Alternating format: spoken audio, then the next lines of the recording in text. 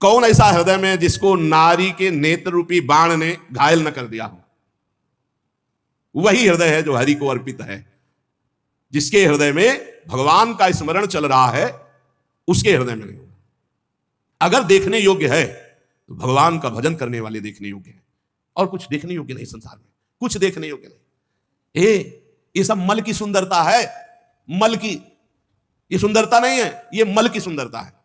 एक काम करने राजमहल में जाती थी, तो राजमहल में काम करने वाली साधारण घर में काम करने वाली थोड़ी होती है, उसका एक पदवी होती है, रानी की दासी पूरा। और उसका जो लड़का था, एक दिन वो महल तक गया किसी कार्य के लिए, ऊपर राजकुमारी थी।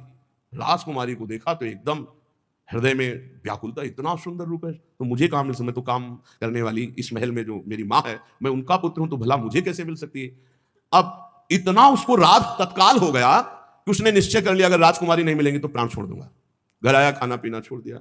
एक दो दिन माँ ने पूछा क्या बात है? उसने कहा स्वास्थ्य ठीक नहीं। 2-4 दिन हो गए, पूछा क्या बात है? स्वास्थ्य ठीक नहीं। तो राजा से प्रार्थना की, राजवैद्य आया, उसने नाड़ी पकड़ के देखा, बोले कोई शरीर में दोष नहीं, कोई रोग नहीं इसमें। इसका मानसिक कोई रोग हो तो हम नहीं कह सकते, शरीर में कोई रोग नहीं। तब एक दिन कहा, बेटा तू मेरा अकेला बेटा है, बता ना। बोली माँ तुम्हारी सामर्थ्य के बाहर की बात है, जो मेरे मन में बात बैठ गई वो मृत्यु ही होगी और दूसरा कोई उपाय नहीं। बोले एक बार तो बता के देख, अगर कोई उपाय हो तो मैं कर सकती हूँ। बोले क्या कर सकती हूँ? जिस घर में काम करती हूँ, महाराज की राजकुमारी को मैंने देखा, मेरा चित्त आ गया, मैं जी नहीं सकता उसके बिना, क्या ब्याह करा सकती हूँ? और ये बोलने की भी सामर्थ्य नहीं, तुरंत मृत्युदंड दे दिया जाएगा। एक काम करने वाली राजा की पुत्री से ब्याह की बात अपने पुत्र के लिए कर सके, इतनी हिम्मत की बात कहां? सीधे राजकुमारी के पास गए, चरण पकड़ के बैठी, बोली आप बेटी जानती हो, जीवन हो गया तुम्हारे घर में पोछा लगाते, मैं कुछ मांग नहीं रही हूं, तुमसे उपाय पूछ रही हूं। तुम्हारी सुंदरता को देखकर हमारे पुत्र के हृदय में ऐसी बात आ गई, ये मैं जानती हूं कभी संभव नहीं हो सकता, तुम्हारे योग्य भी नहीं हो, मैं चाहूंगी भी नहीं कि ऐसा तुम करो। कहां तुम राजकुमारी, कहां मैं काम करने वाली तुम्हारे घर में, कोई उपाय है? उनका बहुत पक्का उपाय है, वो सत्संगी थी। उसने कहा 4 दिन बाद लिवा लाना, हमसे बात कराना, 4 दिन का समय दो। और वैद्य से ऐसे जमाल गोटा टाइप लिए जो खूब दसियों सोच 4 दिन, और सोने के कलसुम, राजकुमारी थी, भरवा दिया। अब 4 दिन सोच बराबर, तो चेहरा पीला, और कहा कोई यहां सेवा नहीं करेगा, दुर्गंध मक्खियां सब वैसे।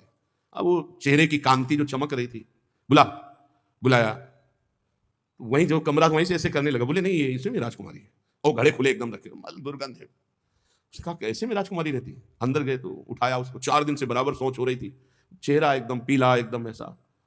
तो उनका वो राजकुमारी कौन है जिनको छत में देखा? बोले हम ही को देखा। बोले वो सुंदरता कहाँ? बोले घड़े में भरी है, ये घड़े में वही सुंदरता भरी। अच्छी, हमें ब्याह नहीं करना।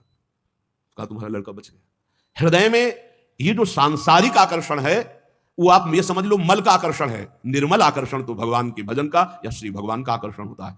निर्मलता ये मलिन है, ये मल है। अगर आपको भजन मार्ग में चलना है तो इसीलिए है कि सहसा किसी के मुख की तरफ मत देखो, नीचे देखो। भगवान की मुस्कुराहट से ही माया का प्रादुर्भाव हुआ है।